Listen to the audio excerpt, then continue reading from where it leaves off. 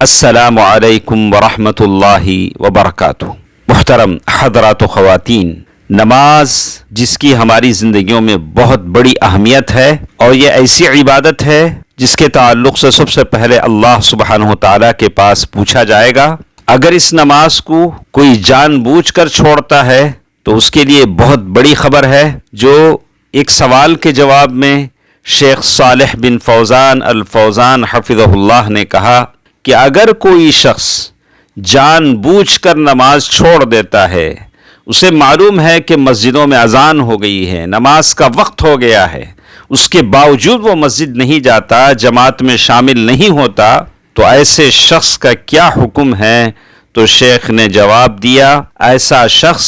کافر ہو جاتا ہے، وہ دوبارہ اس کو غسل کرنا چاہیے، پھر کلمہ پڑھنا چاہیے، اور پھر اللہ تعالیٰ سے وہ توبہ بھی کرے گا، اس لیے کہ اللہ کے نبی صلی اللہ علیہ وسلم نے فرمایا، العہد الذی بیننا وبینہم الصلاۃ فمن ترکها فقد کفر، اخرجہ احمد والترمذی والنسائی۔ کاش ہم میں سے بعض مسلمان اس بات کی اہمیت کو سمجھتے۔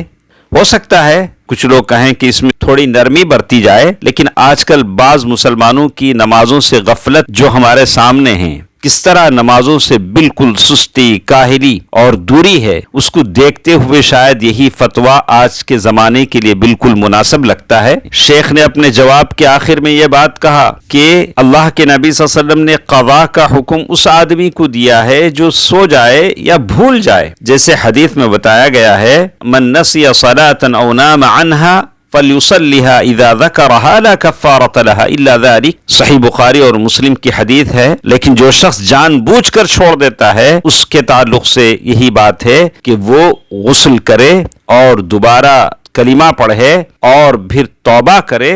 اور آئندہ ایسا نہ کرنے کا عزم کرے۔ اللہ تعالیٰ سارے مسلمانوں کو نماز کا پابند بنا دے، آمین۔ والسلام علیکم ورحمۃ اللہ وبرکاتہ۔